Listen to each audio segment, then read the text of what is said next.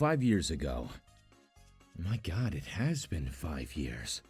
We made a video going over the My Life as a Teenage Robot special, A Robot for All Seasons. The original video is one of our worst. The script reads like a bad 10th grade essay. The episode was definitely special. I'd argue that it's actually one of the darkest episodes of the show. Oh man, I hate how I used to write. I'm still not a great writer, but in 2018, I was robotic. The length of the video was a real crime because there's a lot to talk about with A Robot for All Seasons.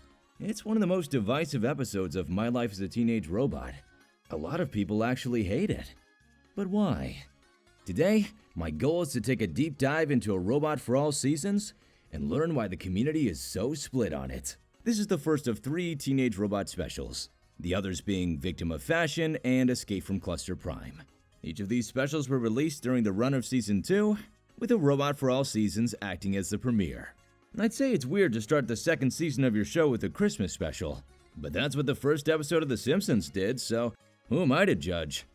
Instead of the usual teenage robot intro we're used to, there's a sweet holiday-themed version. It's a great track. Enjoy it while it lasts. Because an evil robot is posing as Santa and ripping Tremerton apart while they're at it. Looks like a new foe for Jenny to take on. If it wasn't Jenny herself, turns out she's taking over Santa's operation while he's recovering from a mysterious accident. Looks like his mysterious accident involved a train because the guy is in a full body cast. It's a good thing the Wakeman household has some sort of relationship with Santa, otherwise we might have been faced with a year without him. I'm assuming Nora knows Santa because they're both inventors. I couldn't tell you why Brad, Tuck, and Sheldon are up there, but I'm sure they're just happy to support their friend. We're spending Christmas with Santa, we've never felt so gay. They said gay! Jenga fans can rejoice! This little sequence is cute. They finally managed to sneak in a Popeye reference. Took them long enough. This is also where the Jenny eating Christmas lights gif comes from. So this moment goes out to the Jenny eating Christmas lights fans in the chat. I've been trying to resist mentioning this because it has virtually nothing to do with the episode, but the cookies that Tuck is obsessing over remind me of these break time cookies my nan would always have when I went to her house. Pretty average cookies, but I get nostalgic recognizing them in this episode. Remember to like and subscribe, guys. Back to the actual show. After leaving the North Pole, Jenny and friends go to the mall for some Boxing Day sales. That's where she meets him, Todd Sweeney, a kid who looks like they crawled right out of a Tim Burton movie. Todd is a terribly sad kid. Pitying him, Jenny straight up gives herself away for Christmas. It turns out Todd is also rich as hell. As he said himself, money can't buy happiness, and it definitely can't buy Jenny. And knowing he can't buy Jenny, he decides to put her under his control. The kid loves weapons, and now he has control of what might be the most devastating weapon in the world. He zaps Jenny and she blacks out, then wakes up. After a tough struggle, she manages to escape Todd's mansion when something isn't right.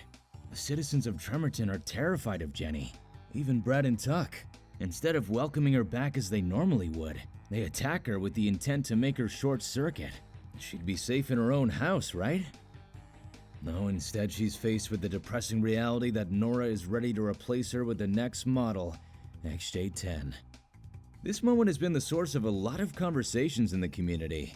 XJ10 is an insane rabbit hole. But let's stay focused on the episode for today. Nora is terrified of Jenny, only regaining her cool when she manages to trap her. Breaking out of Nora's trap with relative ease, Jenny is immediately pursued by Skyway Patrol and takes on a lot of damage. The entire chase sequence is really well done. It's one of my favorites in the show. Backed into a corner, it looks like it's over, and then fade to black. How will our robotic heroine escape this one? With the help of the only friend she has left. Thanks to Sheldon, we also learn what happened. Nearly a full year ago, Jenny was taken over by Todd and instructed to ruin every holiday. It's not clear if Jenny did this to everyone in the world, or if it was contained to Tremerton. This made everyone hate Jenny, as you might expect. But let's back up for a moment. Jenny has been controlled for an entire year without any memories? I'll talk a little more about this later in the video. Back to the episode. Despite all signs pointing it to being a bad idea, Jenny returns to Todd Sweeney's mansion to try and reason with him. We learn that Todd was abandoned by his parents and left with their wealth, and resentment for Christmas because that was when he last saw them. Jenny sympathizes with Todd but can't allow his ridiculous plan to continue. As far as he knows, he still has the upper hand and mind controls her again. Anticipating Jenny's plan to attack the North Pole, Nora, Brad, and Tuck head up there to stop her, much to Sheldon's dismay. They've lost all faith in Jenny. Seems like the North Pole was ready for Jenny's attack. As soon as they land, they get ambushed by an army of elves. And Jenny mows through these little guys like they're nothing at all. Thank God they have elf insurance. It might have not been a problem to get through some silly elves, but the big man himself won't be as easy to take down. Yep, that's right. Jenny and Santa duke it out. He holds out pretty well considering he's fighting a war machine. Bound up and defeated, Santa is out. Wanting to take credit for the kill, Todd exits Jenny and commands her to finish him off, but she wasn't under his control. Maybe she was pulling her punches against Santa, but she still gassed an army of elves. Showing up just barely too late to fight Jenny, her friends realize that maybe Jenny wasn't actually so evil all along. Unfortunately, Tremerton's toys were destroyed in the process. As an extra layer of revenge against Todd, they give away his toys as replacements. Wouldn't you know it? He actually likes the act of giving on Christmas. How sweet. Everyone cheers. You guys remember he committed acts of terror against your town, right? Dawd, who cares? His parents came home after years of abandonment. I love you, Mommy. I love you, Daddy. That's nothing. Look at the Christmas gift Jenny has for Sheldon. It's a brief kiss on the cheek for saving her life. How sweet. But don't forget, We're spending Christmas with Jenny, and we've never felt so gay. Jenny is gay. They sing their unhinged little Christmas song and Tuck breaks the fourth wall, bringing A Robot for All Seasons to an end. But that's not all there is to talk about. Like I mentioned at the beginning of the video, this episode is very divisive. Most people who don't like the special agree on one thing. It's very mean-spirited. Why would Jenny's friends give up on her so easily? They all seem so ready to destroy her, capture her, or even to replace her. I wanted to gauge reactions to the episode, so I asked our followers on YouTube and Twitter what they thought. I was actually surprised by the amount of love some fans were expressing for the episode. For years I've seen posts from fans expressing their problems with it, but now it looks more like the haters are just more vocal than the fans. Check out these cute positive comments. But as you might have guessed, I didn't ask for opinions just to showcase people who loved it. Let's go over some haters. As expected, a lot of fans hate how Nora, Brad, and Tuck treat Jenny. They're supposed to be her friends, and seeing them turn against her with the license to kill is a tough thing for passionate fans to watch. We spent an entire season developing the relationship between these people, especially between Jenny and Nora. Having them turn on her like that seems very out of character, and I think that's a justifiable criticism.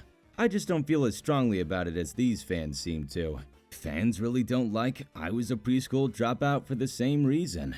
One fan mentioned that they wish the entire episode was just the beginning where Jenny takes over Santa's position. I don't agree with that take because that's probably the most common plot of a cartoon Christmas special. I agree that it was a bizarre decision to turn the other characters against Jenny, but after a full year of evil Jenny, can you really blame them for wanting it to end? Does that mean they're justified in wanting to kill her? Nope. Fans are right to point out that Nora should have been able to tell that Jenny was under someone else's control. It's not like it hasn't happened before. You can choose to brush this off as a silly one-off occurrence for the sake of the plot of the episode, which is what it probably is. Or you can treat it like an irredeemable act of distrust from her friends that she might have forgiven, but you, as a loyal fan, could never let go. I'm more of a brushing it off kind of guy, but only for Brad and Tuck. I'm much more reluctant to call Nora innocent considering some of her previous actions. Another common complaint I've seen mentioned is that the one-year time skip messes up the chronology of the show. As XJ0 asks, if Jenny is a year behind in school, will she still graduate at the same time as her classmates? As I mentioned earlier, did the cluster just take a back seat while Jenny fucked Tremerton up? This bizarre gap of logic actually led me to spread misinformation in our last video on the subject.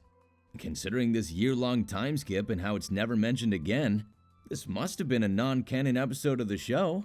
Except it isn't. Rob has been clear that every episode is canon, including this one. I'm not entirely sure why I was bold enough to claim that the episode isn't canon, but recently I realized that it may have been based on something that Nathan from the Rebooted team said about how he personally doesn't consider the episode canon. I was so confident that this misunderstanding was true, but I should have checked for official sources. Sorry guys, but since this episode is officially considered canon, I can't help but agree with some of the points fans are making about it messing up the chronology of the show. It doesn't actually matter. The chronological order of My Life as a Teenage Robot isn't something that's set in stone. The release order isn't a reliable way to look at things, as we've covered before. Going by production order is an even bigger mess, so I don't know how seriously we should take the concept of a year-long gap between Season 1 and 2. We're probably overthinking it. Who cares what the timeline could be? It's not a show like The Owl House that has episodes running directly into each other. Back to praises though, a lot of fans love the development between Sheldon and Jenny. It gives them some real hope for the characters. And I think it's a humanizing episode for Sheldon. Definitely one of his best moments. The reveal of XJ10's prototype design is really awesome, even if the circumstances are kind of messed up. Apparently, storyboard artist John Fountain came up with this design on the fly as they were working on the episode, which is pretty cool. So, the fans have spoken. But what do I think? Well, I think it's a really solid Christmas special. A lot of people hate the dark tone, but I love it for trying something different. I agree that having Jenny's friends turn on her is a bizarre decision. Maybe if they showed her friends trying to help her in some of the flashbacks, we would feel differently. I'm still happy with the end result. It's a special with a lot of action, great art, and it's anything but generic. I wouldn't consider it among the best of Season 2, but that's just because Season 2 has a lot of great episodes. I sympathize with fans that can't stand a robot for all seasons, but I still have a lot of fun with it. Well guys, hopefully we were able to right some of the wrongs in our last video about this. Feel free to let us know how you feel about a robot for all seasons in the comments below. I've been your narrator, Andre. Thanks for watching.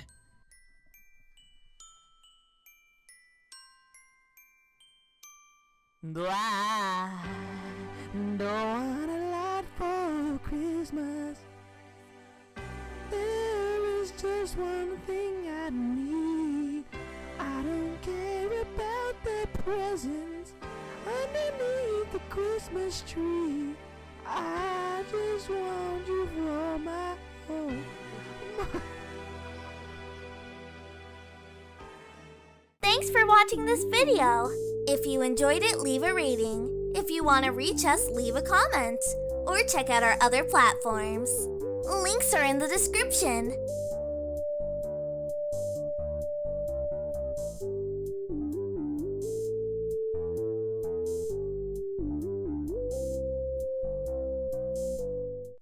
We're spending Christmas with Santa, we've never felt so gay. They said gay! Jenga fans can rejoice! What? What do you mean? Jenny's not gay? What are you?